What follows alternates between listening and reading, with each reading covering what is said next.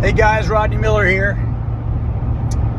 I just dropped my daughter off at DFW Airport. She's going to fly to see a friend. She's 16, flying to Sarasota, Florida to go see Justin Bieber with a friend. And it's her first trip, so a little nervous about her flying by herself, but she did really well. I taught her what a terminal was, a gate, and all that, and she did good. So anyway, I'm listening to a book driving on the way back, and it's called Your Next 5 Steps. Some of you guys probably already read it or listened to it, but one of the points that he covered was when you're in a hole, stop digging. And you guys have probably heard that term. When you're in a hole, when you're digging a hole, stop digging. Just stop. And it reminded me of some things that I've done in my life. But I was watching a show the other day called Bad Vegan with my wife. And I guess some of you guys probably watched on Netflix, but the theme is this girl has a thriving business. She meets this guy, and he's just a shyster. You know, I guess she kind of falls in love with him, but he starts asking her for money, and he just keeps asking her for these big checks. And he's real mysterious. She doesn't know where the money's going, but he's going to invest it for her. And anyway, she gets so far into the situation. She starts, she's up, hundreds of thousands of dollars into the deal, giving this guy money, and she knows kind of in her mind that this guy's taking advantage of her. And I guess they asked her why she kept giving him money, and here's what she said. She said, I was into it for several $100,000. I kind of knew what I was doing I knew what he was doing was not right. I kind of knew something was up. I actually knew that I probably would never get my money back. But to admit that, to stop and admit that I had been taken advantage of, and that the several $100,000 that I'd given this guy, once I admitted that, I was admitting to myself that money was gone. I'd made a huge mistake, and that I was never going to get that money back. And I couldn't admit that to myself. And so I kept giving him money. And this went on until she gave him, I think, a couple $1 million. She could have stopped it at 500,000, 300,000, whatever that amount was. And I've had a similar situation with business.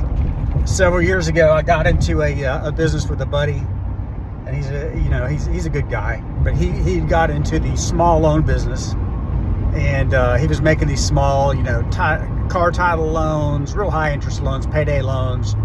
And I guess he'd run out of money. He'd been into it for a few months, and he'd already done all the due diligence. He's got the paperwork. He had a file with the state and all that. So he had a viable business. He had a location with some office girls and all that, writing the loans and everything. But he ran out of money, and he needed a partner. And so I looked at it, and I didn't look at it as close as I should have, but I looked at it and said, yeah, I'll put money into this deal. I've always wanted to be in the loan business, small loan business. So my wife is opposed to it. She never wanted me in the small loan business.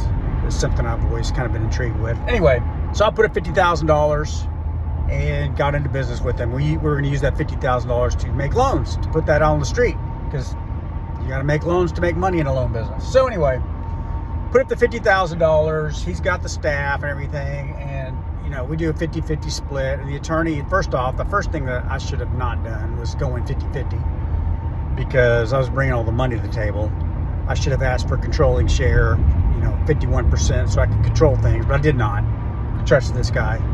And so I went in 50-50, and the attorney even asked me, you sure you want to do 50-50? And I was like, and it's his attorney. And I was like, yeah, sure.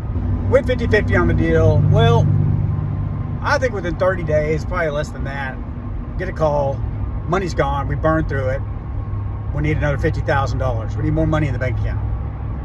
And I look, and I think we'd made we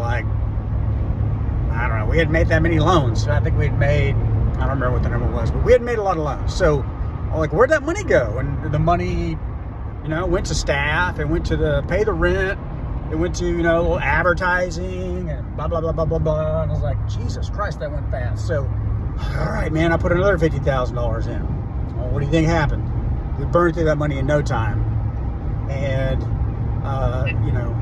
we were 60 days into it. I was $100,000 out of pocket. And we hadn't made that many loans. We'd made some loans, but definitely not enough to justify what I'd put into the business. And so I started asking questions. I started looking at the staff. I started making phone calls like I was a prospective client, and I didn't like what I heard. And the girls were not taking the phone calls the way I wanted them to. They were actually referred me to another loan company across the street, and I got pissed off, and I started wanting to make some changes. Well, my partner didn't want to make changes, and we were kind of at a stalemate. You know, we argued back and forth, and he liked his staff, and he liked the girls. They had, you know, developed a relationship, and blah, blah, blah, blah. In the meantime, I'm losing my ass, and so I'm just kind of freaking out a little bit. I just realized that I had no control in the business, and it was going to be what it was going to be.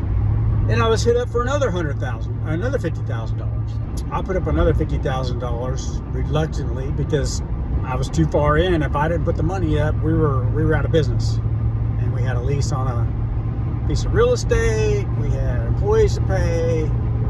We had loans to service. I felt like I got into something I couldn't get out of. So I'm $150,000 into the deal. Well, what do you think happens? We burned through that money. We made some loans, but it wasn't enough. And I still wasn't happy with the staff. I was not happy with the business in itself.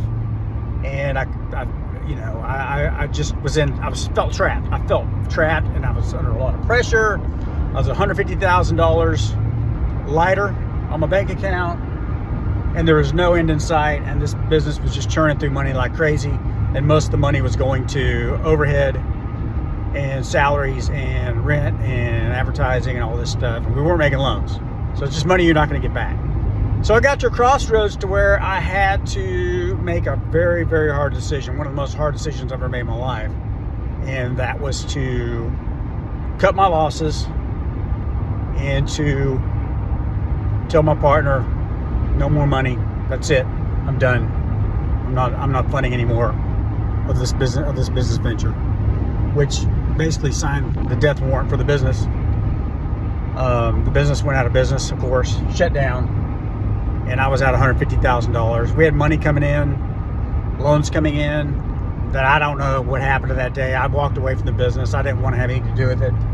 I didn't want to fight over these loans that were coming because it went a whole lot of money, so it just wasn't worth it to me to get in, dust up, and I didn't even hold any grudge against my ex-business partner on the deal. I'm not mad. It's my fault. I did it. I should have done more due diligence in the business. I should have taken controlling interest. It's the first time in my life I walked away getting my ass handed to me, losing a lot of money. My wife wasn't happy, but I was okay with it. I learned a very valuable lesson. I guess some people call that a very expensive seminar, but I learned a lesson that when things aren't going right, and whether this is a rehab house you're working on or a business venture you get into, or anything, somebody you're loaning money to that keeps coming back for money. If you're digging a hole and the hole keeps getting deeper and deeper, you've got to decide when to cut your losses.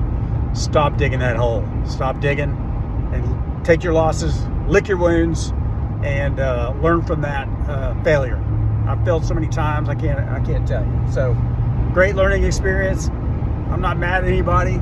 I'm a little mad at myself for not doing a better job, but hey, it is what it is. So anyway, moral of the story, the lesson here, when you're digging a hole and it just keeps getting deeper, stop digging. Take your losses and lick your wounds and live to fight another day. All right. Hey, if you guys need a loan, I loan in Tulsa, Oklahoma City. Rodney Miller, Hard Money Partner. Please like the YouTube channel. We really want to get more viewers. Press the little alarm button so you get an alarm when we come out with new videos. And thanks to everybody, man. We've been making a lot of loans, and you guys have been awesome. Until next time.